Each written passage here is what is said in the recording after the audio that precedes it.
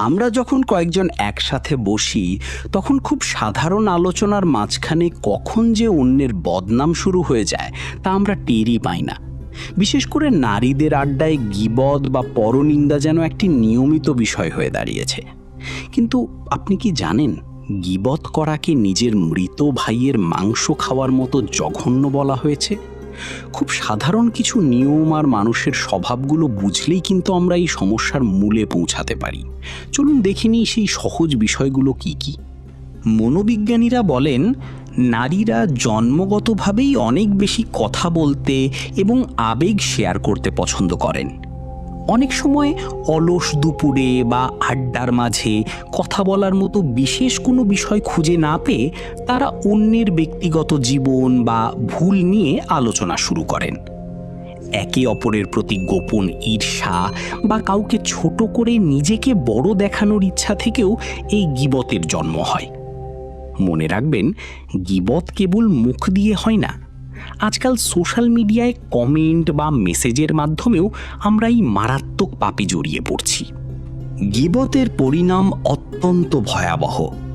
নবীজি সাল্লাল্লাহু আলাইহি ওয়াসাল্লাম মিরাজের রাতে একদল মানুষকে দেখেছিলেন যারা নিজেদের নখ দিয়ে নিজেদের মুখ ও বুক আঁচড়াচ্ছিল। জিব্রাইল আলাইহিস সালাম জানালেন, এরা তারাই যারা মানুষের গীবত করত। এছাড়া গীবত করলে মানুষের নেক আমলগুলো পুড়ে ছাই হয়ে যায়। কিয়ামতের দিন আপনি হয়তো দেখবেন আপনার কষ্টের আমলগুলো সেই ব্যক্তির খাতায় চলে গেছে যার আপনি গীবত করেছিলেন। অর্থাৎ অন্যের নিন্দা করে আপনি আসলে নিজেরই পরকাল ধ্বংস করছেন। এই জঘন্য পাপ থেকে বাঁচার জন্য সবার আগে আমাদের জিহ্বাকে নিয়ন্ত্রণ করতে হবে। নবীজি সাল্লাল্লাহু আলাইহি ওয়াসাল্লাম বলেছেন, যে চুপ থাকে সে মুক্তি পায়।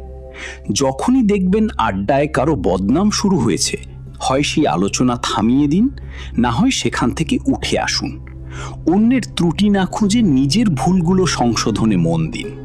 মনে রাখবেন, আল্লাহ তাআলা সেই ব্যক্তির দোষ গোপন রাখেন যে দুনিয়াতে অন্যের দোষ গোপন রাখে।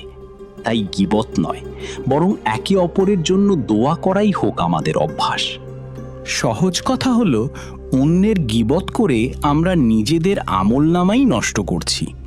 আসুন আমরা আমাদের আড্ডাকে অর্থপূর্ণ করি এবং মুখকে আল্লাহর জিকিরে সিক্ত রাখি। ভিডিওটি শেয়ার করুন আপনার বন্ধুদের সাথে, যেন সবাই এই মরণব্যাধি গীবত থেকে রক্ষা পায়। আল্লাহ আমাদের সবাইকে সঠিক পথে চলার তৌফিক দিন। আল্লাহ হাফেজ।